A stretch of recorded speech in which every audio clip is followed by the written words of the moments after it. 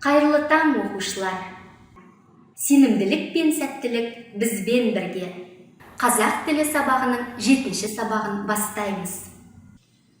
Балалар, өткен сабағымызда У әрпінің жазылуымен танысқан болатынбыз. Бүгінгі сабағымызда У әрпінің жазылуы туралы білімімізді толықтырамыз. Байлық пен ақыл. Бұл не? Дұрыс, балалар. Бұл аңыз. Бірақ У әрпіне аңыздың не қатысы бар? Қане, аңызды тыңдап көреміз бе? Бір шалдың 4 ұлы болыпты. Бір күні шал ұлдарын жинап алып, мен қартайдым. Біреуінің үйісі болатын уақыттарын жетті. Кімнің ақылы байлығына сай болса, сол мұрагерім болады. Әр қайсың маған байлықтарын мен ақылдықтарынды көрсетулерің керек, дейді. Үлкен ұлы асыл тас салған жүзігінің көзін көрсетіп, міне менің байлығым, ал кім бай болса сол ақылды, дейді. Екінші ұлы асыл киімдерін киіп, әдеміленіп келеді де, мені осы түрімде көргендер ақылым мен байлығымның алдында бас иеді, дейді. Үшінші ұлы күміспен және алтынмен апталған белдігін буынады да, мұндай белдікті ешкім ешқашан буынып көрген емес, дейді. Әкесі үлкен балаларына қарап, басын шайқайды да, ең кіші ұлына бұрылып, сен неге үндемейсің? Сен қандай байлығыңмен мақтанасың, дейді. Сонда кенжесі, менде асыл тасты жүзік те, сәнді киім де, алтын күміспен апталған белдік те жоқ. Тек жұмысқа жарамды 2 қолым бар, қайрат жігерге толы жүрегім бар, дейді. Шалға кенже баласының тапқыр да өлі сөзі ұнайды. Жұмыс істей білген адам жұтамайды деп, өзінің кенже ұлын үй шаруасын басқаруға мұрагерлікке атайды. Үлкен балаларына інісінің айтқанынан шықпай, талабын орындауды өсиет етеді.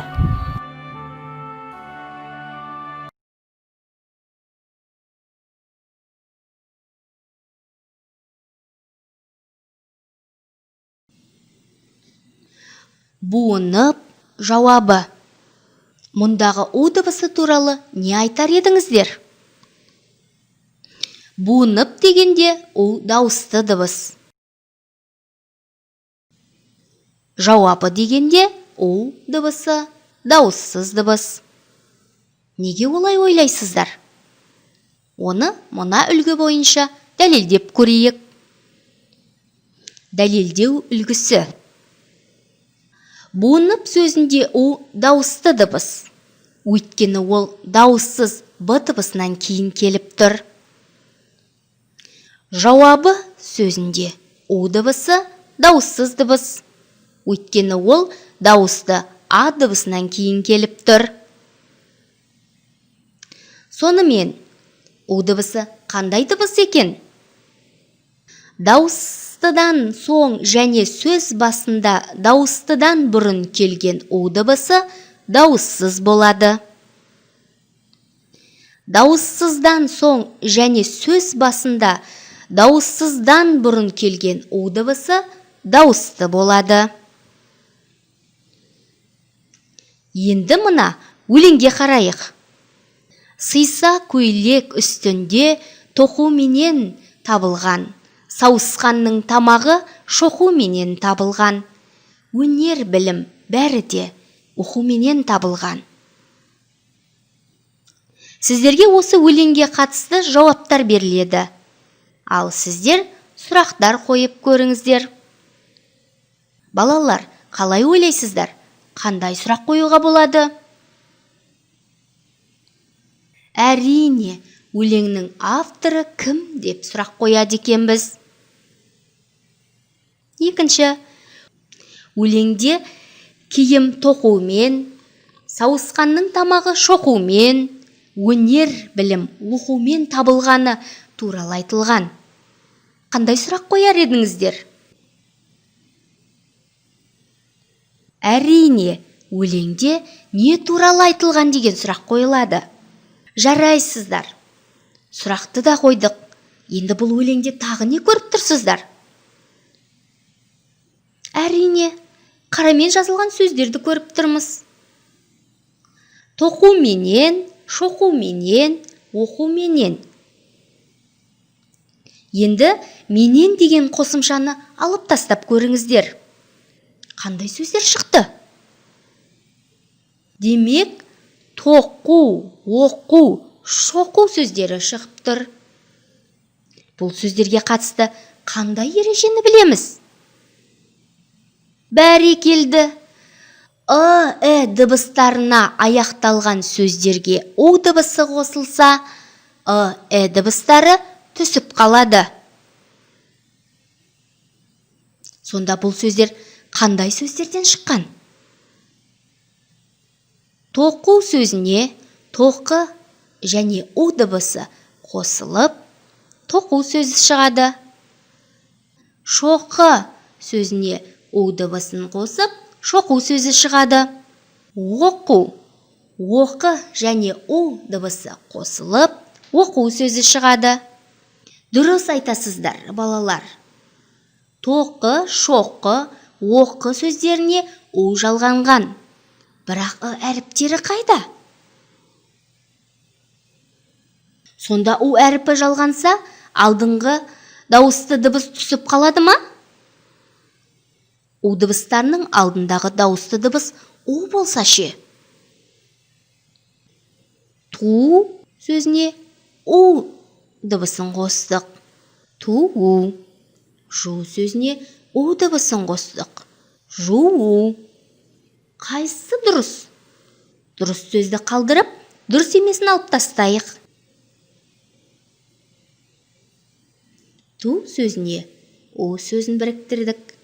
Туу. Жу сөзіне у дыбысын біріктіріп, жуу сөзін шығардық. Дұрыс. Туу, жуу сөздері дұрыс екен. Сіздерге жеке жұмыс. Мына сөздерге у дыбысын жалғап айтыңыздар.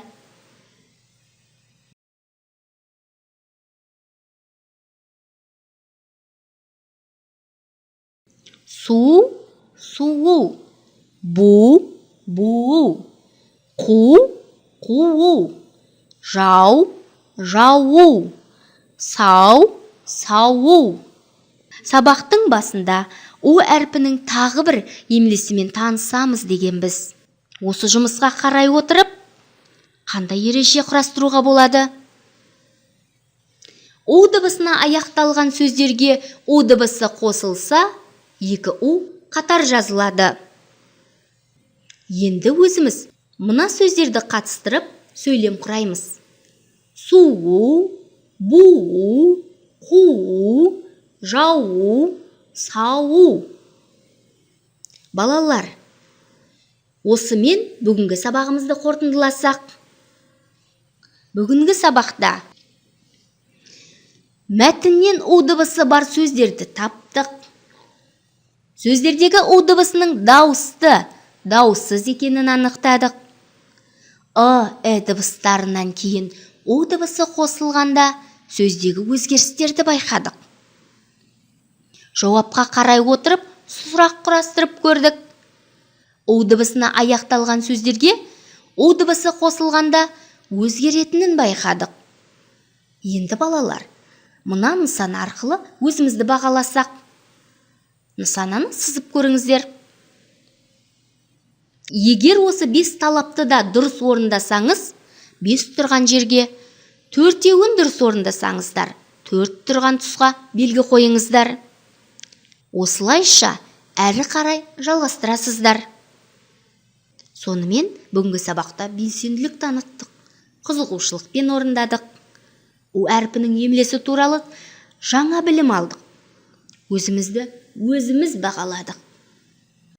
Алдағы күндері бүгінгіден де жақсы болады деген сенімдемін. Сау болыңыздар.